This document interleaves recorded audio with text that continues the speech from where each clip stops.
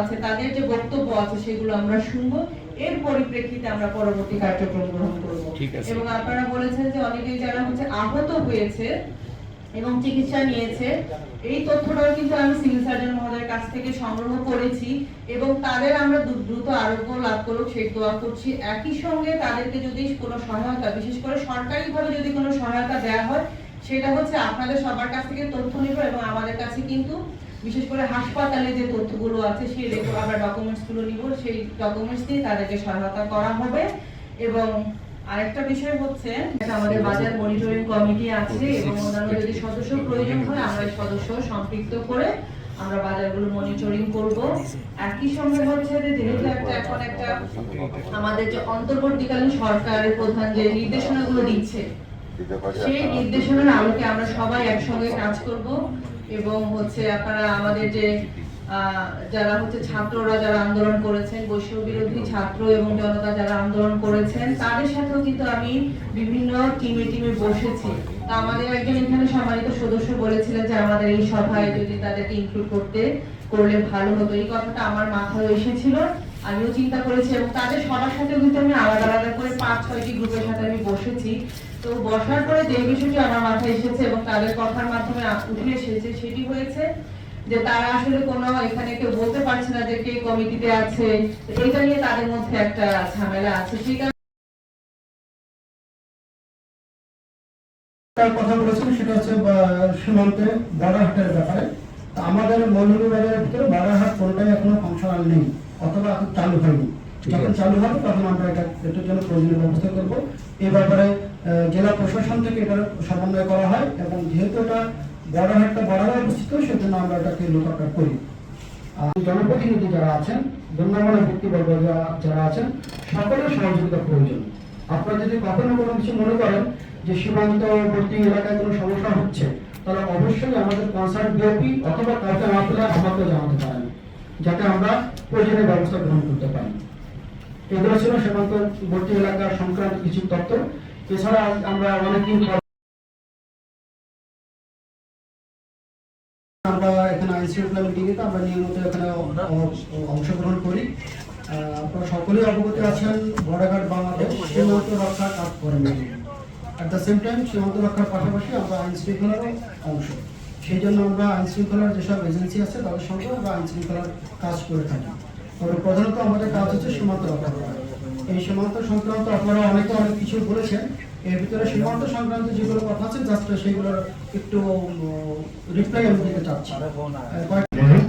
তারপর যে আইন শৃঙ্খলা সংক্রান্ত কিছু কিছু পরামর্শ আপনারা দিয়েছেন, আমরা আশা করবো যে এই পরামর্শগুলি আপনারা দিয়েছেন যে কিছু লাইসেন্সধারী অস্ত্র যেগুলি আছে সেগুলি কিছু সময়ের জন্য যে এইগুলিকে থানায় বা কোথাও যদি জমা রাখা হয়, সেটা একটা প্রবণতা আপনারা দিয়েছেন। নিশ্চয়ই জেলা প্রশাসক এটার ব্যাপারে চিন্তা করবেন এবং কার্যকরী ব্যবস্থা গ্রহণ করবেন। এছাড়া আরো যে কয়েকটা ছিল যে একজন বলেছিলেন যে সেনাবাহিনী একটা মূল্য তালিকা প্রদান করেছে। আপনারা সকলের জ্ঞাতার্থে আমি জানতে চাই, সেনাবাহিনী এ ধরনের কোনো বাজারের মূল্য তালিকা প্রদান করেনি। এটা সম্পূর্ণ একটি গুজব এবং যে এটা সম্ভবত কিছু উৎসাহী জনতা বা যেই হোক না কেন তারা নিজেরাই এটা করেছে এবং যে যেহেতু সেনাবাহিনীর বিভিন্ন নম্বরগুলি পাবলিক অলরেডি জানে, বিভিন্ন মাধ্যমে জানানো হয়েছে, ইভেন সেনাবাহিনী যে আইএসপি আছে তার মাধ্যমে নাম্বারগুলি দেওয়া আছে। তো সেই নাম্বারগুলিকে ব্যবহার করা হয়েছে, নিচে যুক্ত করে দেওয়া হয়েছে এটাকে আরেকটু বিশ্বাসযোগ্য করে তোলার জন্য, কিন্তু এটা আসলে সেনাবাহিনী কোনো ধরনের মূল্য তালিকা প্রদান করেনি। এটা আপনাদের সবাইকে জানাচ্ছি। তো সামনে মেনলি আছে যে এখন যে সময়টা গিয়েছে যে একটা বেতন ছিল, পুলিশ যেহেতু যে কর্মস্থলে ছিলেন না, যার কারণে যে সার্বিক আইন শৃঙ্খলা পরিস্থিতির অবনতি হয়েছিল। আমরা আমাদের যথাসাধ্য চেষ্টা করেছি, বিভিন্ন জায়গা থেকে আমরা ফোন পেয়েছি, বিভিন্ন সমস্যা, কিছু কিছু পার্সোনাল সমস্যা ছিল, কিছু রাজনৈতিক সমস্যা ছিল, বিভিন্ন ধরনের সমস্যা ছিল। আমরা চেষ্টা করেছি সর্বাত্মকভাবে সবাইকে সহায়তা প্রদান করার জন্য। তারপরেও সব জায়গাতে আমাদের উপস্থিত হওয়া সম্ভব না এবং এটা এমন একটা ছোট জায়গা অনুযায়ী আমরা চাইলেই সব জায়গায় যেতে পারবো। যে সামনে কয়েকটা প্রোগ্রাম আছে, স্পেশালি হিন্দু সম্প্রদায়ের কিছু প্রোগ্রাম আছে। আমরা আশা করবো আপনারা সবাই যার যার নিজ নিজ এলাকায় এই প্রোগ্রামগুলিকে সহায়তা করবেন এবং যাতে কোনো ধরনের নাশকতামূলক কর্মকাণ্ড না হয় এবং যারা সুযোগ সন্ধানী লোকজন আছেন তারা যাতে এইটাকে পুঁজি করে কোনো ধরনের ইস্যু তৈরি করতে না পারেন সেই ব্যাপারে আপনারা সজাগ থাকবেন। আপনারা এখনো জানেন যে আমরা গতকালকে থেকে থানা পুলিশ কার্যক্রম শুরু করেছে এবং আজকে থেকে আমরা আউটসাইডে কার্যক্রম শুরু করেছি, বাইরের যে কার্যক্রম সেই কার্যক্রমগুলো আমরা শুরু করেছি। এখনো আমাদের অনেক পুলিশ সদস্য প্রমার মধ্যে আছে। আপনাদের সহযোগিতা, আপনাদের সান্নিধ্য পেলে হয়তোবা এই ভীতিগুলো কেটে যাবে। আইন শৃঙ্খলা পরিস্থিতির উন্নতি করতে গেলে আপনারা সবাই অবগত যে ঘটনাগুলো ঘটেছে, সেই ঘটনাগুলো অ্যাড্রেস করতে হবে এবং এগুলো নিয়ে কাজ করতে হবে। সেখানে আমি সকলের সহযোগিতা চাচ্ছি। আমরা বলি প্রাকৃতিকভাবে যে সৌন্দর্য, আমাদের এই জেলার জনগণ অত্যন্ত ভালো এবং তাদের মনটাও এই মানে প্রাকৃতিক যে নৈসর্গিক যে বিষয়টা এটার সাথে সম্পর্কিত এবং আমরা সবসময় বলে থাকি যে তারা এই প্রাকৃতিক যে সৌন্দর্য তাদের মনটাও সেরকম সুন্দর। সহযোগিতা পেয়েছি এবং গত কয়েকদিনে যে ঘটনাগুলো ঘটেছে এখানে বাংলাদেশ সেনাবাহিনী সহ আপনারা যারা আমাদেরকে সহযোগিতা করেছেন সকলের প্রতি কৃতজ্ঞতা প্রকাশ করছি। আপনাদের সহযোগিতাই আমরা বলবো যে রাষ্ট্রীয় সম্পদ সহ যে বিষয়গুলো আছে সবকিছু রক্ষা পেয়েছে। আপনাদের সঙ্গে অনেকের সঙ্গে আমার ব্যক্তিগতভাবে কথা হয়েছে, আপনাদের আমি বলবো যে অধিকাংশের সাথেই কথা হয়েছে এবং আপনারা বলেছেন যে, এবং আমিও যেটা দেখেছি যে আপনারা রাষ্ট্রীয় সম্পদ রক্ষার যে বিষয়গুলো সেটা নিয়ে কাজ করেছেন। কিছু দুষ্কৃতিকারী হয়তো বা কিছু দুষ্কর্ম করেছে এবং পরবর্তীতে আমরা দেখেছি যে থানায় হয়তো পুলিশ অনুপস্থিতির কারণে বিভিন্ন সময় কিছু চুরি হয়েছে। আমি গতকালকে গিয়েছিলাম, দেখেছি সেই বিষয়গুলো আসলে আইন শৃঙ্খলার যে সদস্যদের অনুপস্থিতির কারণে যতটুকু হয় ততটুকু হয়েছে। কিন্তু আপনাদের যে সহযোগিতা, অর্থাৎ আইন শৃঙ্খলা নিয়ন্ত্রণে রাতে পাহারা দেয়া, দিনে পাহারা দেয়া, ট্রাফিক নিয়ন্ত্রণ ইত্যাদি বিষয়ে সাধারণ শিক্ষার্থী সহ আপনারা যে সহযোগিতা করেছেন এটা অভাবনীয়। আমি এই জেলার পুলিশের পক্ষ থেকে আপনাদের প্রতি কৃতজ্ঞতা প্রকাশ করছি। যদিও আমাদের মৌলভীবাজার জেলায় ইয়ার পরিমাণ অত্যন্ত কম, এই কারণে যারা বিভিন্ন রাজনৈতিক দলের নেতৃবৃন্দ সকলকে আমি আমার পক্ষ থেকে, পূজা পরিষদের পক্ষ থেকে আমি সাধুবাদ জ্ঞাপন করছি। আমাদের মৌলভীবাজার জেলায় মোটামুটি ছোটোখাটো ঘটনা প্রায় 26টি হয়েছে বিভিন্ন উপজেলা নিয়ে। কমরগঞ্জটা খুব কমন, নাই বললেই সারে। আমরা একটা নতুন বাংলাদেশে একটা ক্রান্তিকাল অতিক্রম করছি। আমি স্বাস্থ্য বিভাগের পক্ষ থেকে প্রথমেই ধন্যবাদ জ্ঞাপন করছি এখানে নেতৃবৃন্দ যারা উপস্থিত আছেন বা কমিটি যারা উপস্থিত আছেন। এই আন্দোলনের সময় আমরা সীমিত জনবল নিয়ে সর্বোচ্চ সেবাটুকু দিয়েছি এবং আপনাদের সর্বোচ্চ সহযোগিতাটুকু পেয়েছি। আজকে এই ফোরামের মাধ্যমে আমি সবাইকে ধন্যবাদ জ্ঞাপন করতেছি। তো আমি বক্তব্য দীর্ঘায়িত করবো না। ইতিমধ্যে সরকার থেকে নির্দেশনা আসছে যারা আহত অবস্থায় চিকিৎসাধীন আছেন তাদেরকে সর্বোচ্চ সহায়তা এবং চিকিৎসার খরচ বহন করা হবে, সেই লক্ষ্যে আমরা তালিকা প্রণয়ন করতেছি। আর চিকিৎসার ক্ষেত্রে আমরা আবারও এখানে যারা উপস্থিত আছেন সবার সাহায্য সহযোগিতা চাবো এবং নতুন বাংলাদেশ গড়ার লক্ষ্যে আবার আমরা সবাই মিলে একসাথে কাজ করব, এই আহ্বান ব্যক্ত করে আমার বক্তব্য এখানে শেষ করতে চাই। সবাইকে ধন্যবাদ। আমাদের বক্তব্য আমরা প্রকাশ করতে পেরেছি এবং আরো অনেকেই হয়তো আরো বক্তব্য দেওয়ার কথা ছিল, হয়তো দিতে পারি নাই। আমাদেরকে মাঝে মধ্যে ডাকবেন। আজকের যে তালিকাটা আমরা দেখলাম, যদি কেউ বাদ পড়েও যায় তাহলে তাদেরকেও আপনারা করে দেবেন। আমি আমার বক্তব্য দেব না, আমার মিজান যে বক্তব্যটা রেখেছে সেই বক্তব্যের সাথে আমি একমত পোষণ করে আমি শুধু এইটুকু বলবো যে সরকারি স্থাপনা যেগুলো আছে বা আমাদের বেসরকারি, এগুলা হাত দিলে আমাদের কলিজায় ধরে। কারণ এই জেলার উন্নয়ন সাইফুর রহমান সাহেবের দ্বারা হয়েছে এবং আজকে আমি বলতে পারি নির্দ্বিধায় যে আমাদের যে পৌরসভাটা আছে, এখানে সাংবাদিক ভাইয়েরা আছেন, আমাদের পৌরসভাটা, আমি অন্য পৌরসভার খবর জানি না, কিন্তু আমাদের এটা স্বয়ংসম্পূর্ণ পৌরসভা। এই পৌরসভার 100 বেতন দেওয়া যেত না, এখন 5 থেকে 6 কোটি টাকা ইনকাম আছে আমাদের বছরে। আগে আমরা বেতন দিতে পারতাম না 2001 সালে।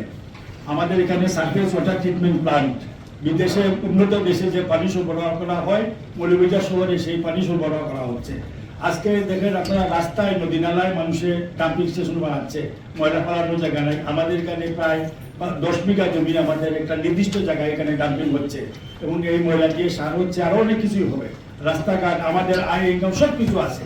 সুতরাং আমি একদিন বলছিলাম আমাদের যে সেদিন সেক্রেটারি যে সরকারি স্থাপনায় হাত দিলে এগুলাতে আমাদের আরো যেগুলা অন্যান্য যেগুলো আছে তো এগুলো আছে। এই জন্য যে অবস্থায় আছে এই অবস্থায় যেন আমাদের আবার ফিরে আসে। আমি শুধু এটুকু বলবো যে আমি এই জেলার একজন, আমরাও এখন বয়স্ক হয়ে গেছি, সিচুয়েশন কোনোদিন দেখি নাই। আজকে আমাদের 64-65 বছরের জীবনে আওয়ামী লীগ বিএনপি অনেক পরিবর্তন হয়েছে, জাতীয় পার্টি এসেছে, অনেক পরিবর্তন হয়েছে, 111 এসেছে, কিন্তু এইরকম থানায় হাত দেওয়া, পুলিশের প্রতি বিরূপ মনোভাব, তারপরে আমরা এই যে কিছু ঘর বাড়ি ভাঙ্গা, আগুন দেওয়া, এগুলা আমাদের জীবনে আমরা দেখি নাই।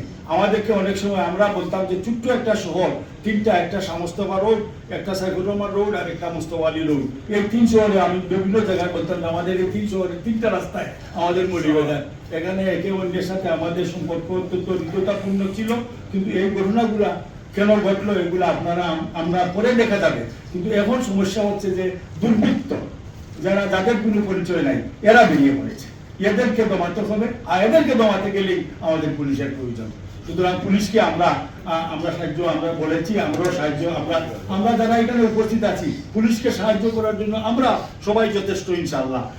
আমাদের পুলিশরা, সব পুলিশ কোনো ইয়ে করে নাই, সবাইকে দাওয়াভাবে বলাও ঠিক না।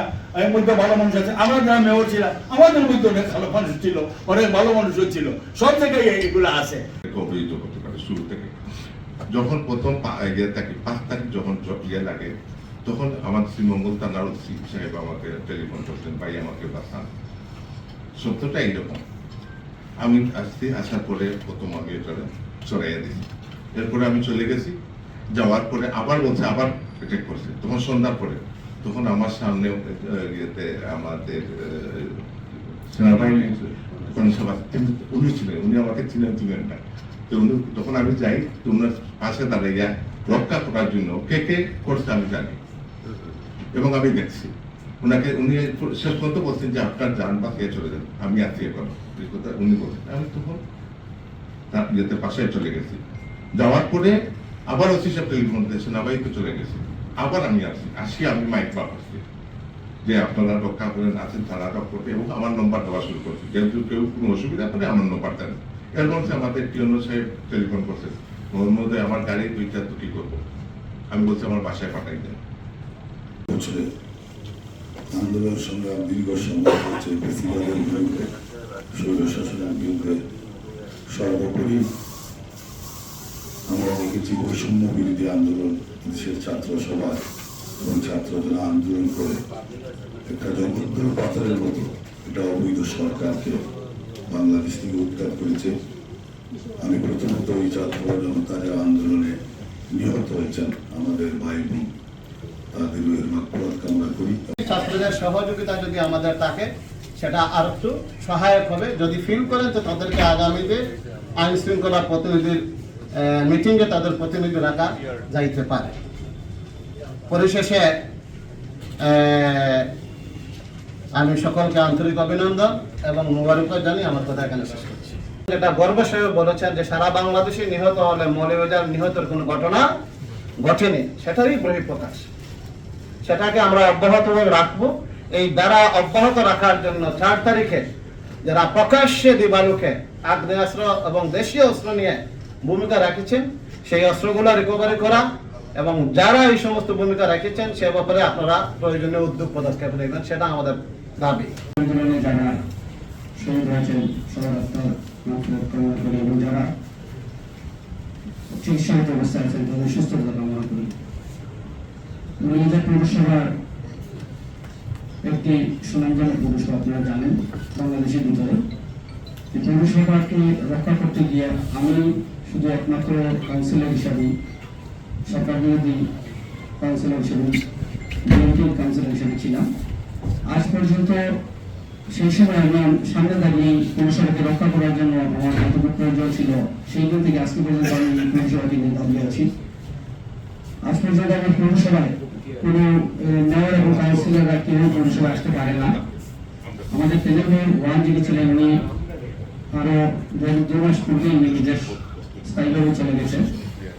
এখন যারা কাউন্সিলর আছেন ওনারা পৌরসভায় আসেন না, পৌরসভায় অনেক কাজ ব্যাহত হচ্ছে। আমি যেহেতু আমাদের প্রতিনিয়তই নাগরিক সনদ, জন্ম নিবন্ধন, মানুষের পানির সুবিধা এবং আমাদের যে ক্লিনিক্যাল যেগুলো সমস্যা আছে, অনেক সমস্যা নিয়ে এখানে থাকতে হবে। তো আমি আপনাদের দৃষ্টি আকর্ষণ করবো আমাদের এই সুনাম ধরে রাখার জন্য, পৌরসভার জন্য, সামনে দিকে এগিয়ে নেওয়ার জন্য, পৌরসভা পরিচালনা করার জন্য আপনাদের দৃষ্টি আকর্ষণ করছি কিভাবে আমরা সামনে দিকে এগিয়ে নিয়ে যেতে পারি। সবাইকে আমরা সমৃদ্ধ, আমরা সব এক হোটেলে বসে চা নাস্তা করি, সবই ঠিক আছে, কিন্তু দেশের সার্বিক পরিস্থিতি ঢাকা থেকে আসে মফস্বলে নিউজ, কিন্তু ঢাকাতে যদি একটা অঘটন বড় করে ঘটে সেই ঘটনা কিন্তু চলে আসে মানুষের মনোজগতে। এই মনোজগৎ হিন্দুরা কিন্তু সেই মনোজগতের অবস্থাটা খুবই নাজুক, এখনো কিন্তু নাজুক আছে। এই পরিস্থিতি থেকে আইন শৃঙ্খলা রক্ষাকারী বাহিনী খুব দ্রুত কাজ করে তাদের এই মনোজগৎ থেকে ভয়ভীতিটা দূর করার আহ্বান আমি জানাই। আর হলো যে হসপিটালে আপনি দেখেন, হাসপাতালে সিভিল সার্জন মহোদয় আসেন এখানে, আমি একজন রুগী দেখতে গিয়েছিলাম কেবিনে, 700 টাকা কেবিন ফিস নেন। এই কেবিনের ভিতরে বোতলের অসংখ্য বোতল, পানির বোতল, অসংখ্য ময়লা, ছবি তুলে আনছি যদি আপনারা দেখতে চান, মহোদয়ের সামনেই আমি দেখাতে পারবো। এই হচ্ছে আমাদের প্রশাসন। মাননীয় জেলা প্রশাসককে আমি 2টি পয়েন্ট বলবো। একটি পয়েন্ট, এখানে সেনাবাহিনীর দায়িত্বপ্রাপ্ত মৌলভীবাজার জেলার যিনি আছেন ওনাকে, এসপি মহোদয়কে এবং আইন শৃঙ্খলা বাহিনীর যারা আছেন তাদেরকে বলবো, স্যার আমাদের প্রথম প্রবলেমটা হলো যে ফ্রেশ এবং তীর কোম্পানি, এই দুইটা কোম্পানি তাদের এসআর এর মাধ্যমে, তাদের বিভিন্ন পলিসির মাধ্যমে আমাদের যাদেরকে ডিলার দিচ্ছে তাদেরকে তাদের পলিসি অনুযায়ী তারা মাল দেয়, তারা কোনো মেমো, ক্যাশ মেমো দেয় না। 4টা পণ্য হলো স্যার, যে একটা হলো পেঁয়াজ, একটা রসুন, একটা হলো মরিচ।